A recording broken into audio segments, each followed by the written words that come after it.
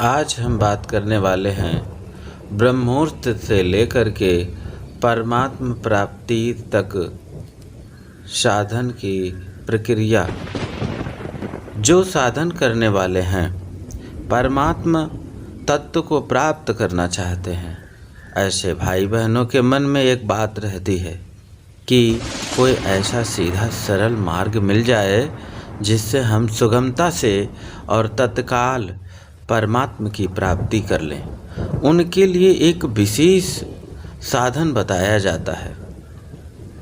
एक ऐसी स्थिति है जहाँ पहुँचने पर मनुष्य कृत्य ज्ञातव्य और प्राप्त प्रातव्य हो जाता है, अर्थात उसके लिए कुछ भी करना, जानना और पाना बाकी शेष नहीं रहता।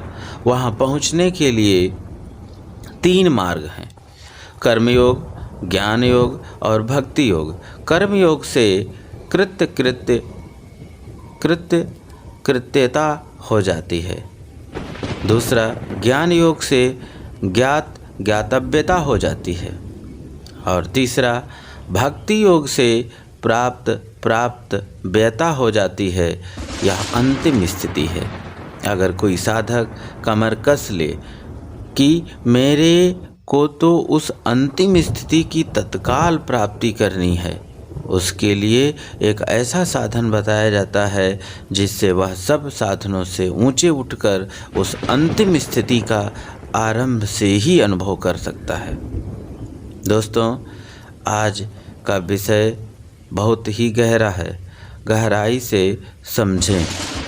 जब तक सब में परमात्मा बुद्धि की जाती है तब सब कुछ परमात्मा ही हैं ऐसा दिखने लगता है। अर्थात जब आप सभी में अपने परमात्मा को कण कण में, समाज के मनुष्यों में, स्त्री पुरुषों में, सभी में, पेड़ पौधों में आप जब परमात्मा को देखने लगेंगे तो ऐसा ही दिखने लगता है। फिर इस परमात्म दृष्टि से भी उपराम होने पर संपूर्ण संशय स्वतः निवृत्त हो जाते हैं। मेरी प्राप्ति जितने साधन हैं उनमें मैं तो सबसे श्रेष्ठ साधन हूँ। परमात्मा कहता है, यही समझता हूँ कि समस्त प्राणियों और पदार्थों में मन और वाणी और शरीर की समस्त वृत्तियों से मेरी भावना की जाए। अर्थात सब जगह एक परमात्मा ही परमात्मा परिपूर्ण है। सर्वम ब्रह्मात्मकम। भावना हर साधक को ऐसी रखनी चाहिए कि केवल हम निमित्त मात्र हैं।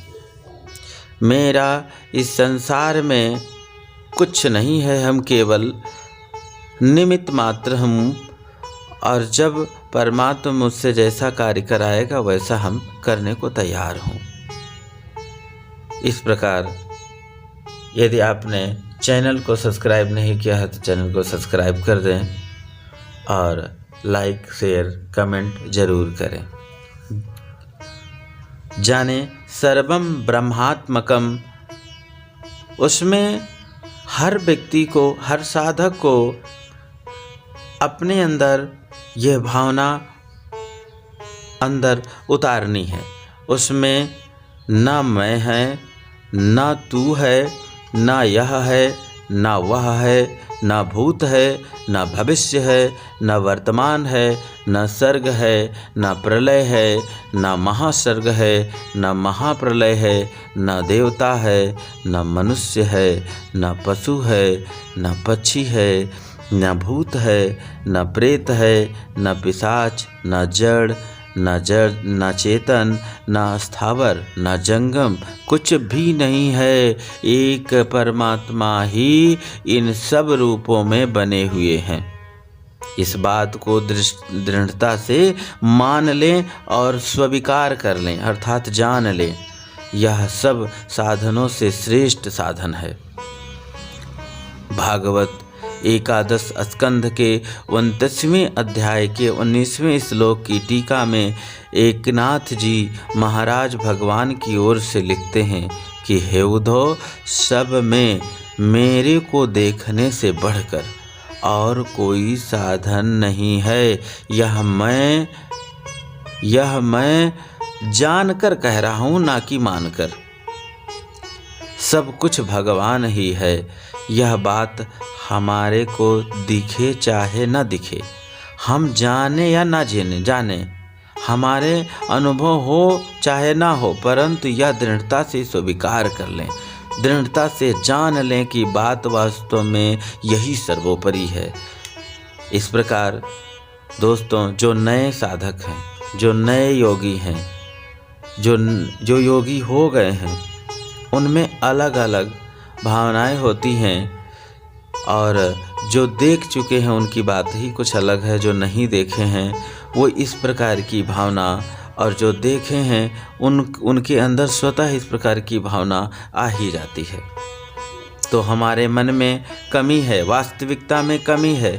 जैसे पहले काखा गाघा आदि अक्षरों को अध्यापक सिखाते हैं, उसके बाद धीरे धीरे बच्चे स्वयं उसको जैसे देखते हैं वैसे उनको पता हो जाता है कि ये क है, ये ख है, ये ग है, ये ABCD करके इस प्रकार जो हम प्रातः प्रारंभ में हमें जो अध्यापक बताते हैं, उसके बाद धीरे धीरे करके हमें आदत सी पड़ जाती है, हम स्वतः जान लेते हैं ये कौन सा अक्षर है। फिर पुस्तकों में वैसे ही दिखने लगता है। ऐसे ही पहले केवल इस बात को मान लें कि सब कुछ भगवान ही है, परमात्मा ही है, फिर वैसा ही अनुभव होने लग जाएगा। इसका अनुभव करने के लिए कुछ करना नहीं है, कहीं आना जाना नहीं है। भक्त भजन, ध्यान, सत्संग, स्वाध्याय आज जो कर रहे हैं वो करते रहें। इसके लिए कोई नया साधन नहीं करना है, केवल दृढ़ता से स्वीकार कर लेना है कि सब कुछ परमात्मा ही है। कारण कि सृष्टि रचना के समय भगवान ने कहीं से कोई मसाला, कोई सामग्री नहीं मंगवाई। यह संकल्प किया कि मैं सभी जगह हूँ। वह एक ही परमात्मा अनेक रूपों से प्रकट है। उनके रूप असंख्य हैं। अनेक रूप रूपाय विष्णवे प्रभा विष्णवे। 84 लाख योनियाँ हैं और एक एक योनियों में करोड़ों अरबों जीव हैं, पर सब के सब परमात्मा ही हैं। इस बात को मान लें, जहाँ तक बने कभी भूलकर भी शरीर से किसी के अहित का बर्ताव न करें, मन से किसी के अहित का चिंतन न करें, वाणी से कड़वी बात कहकर किसी को दुख न दें। इस विषय में सावधान रहें। कभी चूक हो जाए तो चरणों में गिरकर परमात्मा के माफ़ी मांगें। भूल हो जाए तो उसको सुधार कर लें। एक मारवाड़ी कहावत है, पढ़ पढ़ कर सवार होवे। अर्थात घोड़े साइकिल आदि पर चढ़ते ही प्रारंभ में मनुष्य बार बार गिरता है, बार बार चढ़ता है, बार बार गिरता है, बार बार चढ़ता है। इसी तरह किसी दिन भूल हो जाए तो आगे सावधान हो जाए। गिरकर वह पुनः फिर सवारी करने लगता है।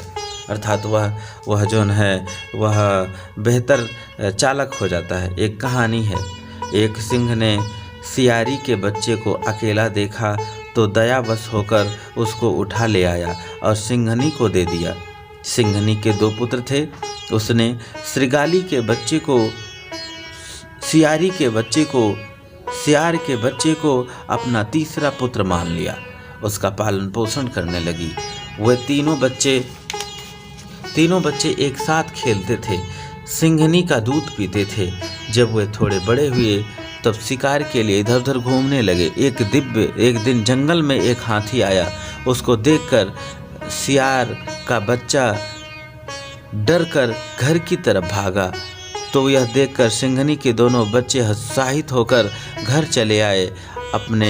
अपनी माँ से बड़े भाई की बात सुनाई कि किस तरह हाथी को देखकर भाग गया।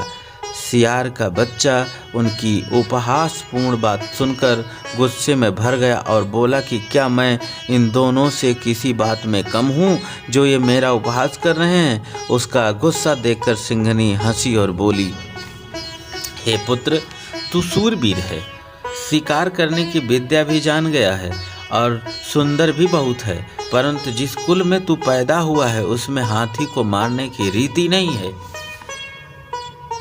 इसी तरह परमात्मा को प्राप्त करने की कोई रीति योनि में ही है, अन्य योनियों में नहीं, मनुष्य योनि में ही है। गाय के शरीर मनुष्य शरीर से भी अधिक पवित्र है, यहाँ तक कि उसके गोबर गोमूत्र भी पवित्र हैं और उसके खुरों से उड़ी धूल भी पवित्र है।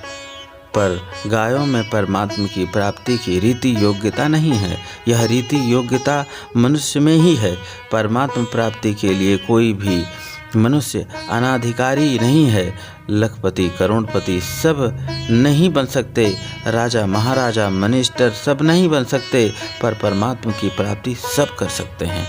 भाई हो चाहे बहन हो, ब्राह्मण हो चाहे शूद्र हो, सब साधु हो चाहे गृहस्थ हो, बड़ा हो चाहे छोटा हो, निरोगी हो चाहे रोगी हो, विद्वान चाहे अनपढ़, कैसा भी क्यों न हो, उसके कुल में परमात्मा को प्राप्त करने की रीति है, अर्थात वह सब के सब परमात्मा को प्राप्त कर सकते हैं। बेटा कोई बड़ा होता है, कोई छोटा, कोई पढ़ा कोई अनपढ़, कोई समझदार कोई बेसमझ, कोई धनी कोई निर्धन, कोई योग्य कोई अयोग्य, पर अपनी माँ को अपना कहने का अधिकार सबको समान होता है। इसी तरह भगवान को अपना कहने का अधिकार सबको समान है। सभी भगवान से कह सकते हैं, त्वमेव माता च पिता त्वमेव बंधुश्च सखा त्वमेव विद्या द्रविणं त्वमेव सर्वं मम देव। इसलिए हम तो योग्य नहीं हैं, हम भक्त नहीं हैं, हम ज्ञानी नहीं हैं, हम योगी नहीं हैं, हम अधिकारी नहीं हैं। इन सब बातों को लेकर हिम्मत नहीं हारनी चाहिए। प्रत्युत भगवान से, परमात्मा से ऐसा कहना चाहिए कि भले ही हम कुछ ना हो, अंश तो हम आपके ही हैं, हम आपके हैं और आप हमारे, इसमें तो मत नहीं है। इस प्रकार निसंदेह होकर दृढ़ता से भगवान के भजन में लग जाना चाहिए। मित्रों, धन्यवाद। नेक्स्ट वीडियो में मिलते हैं।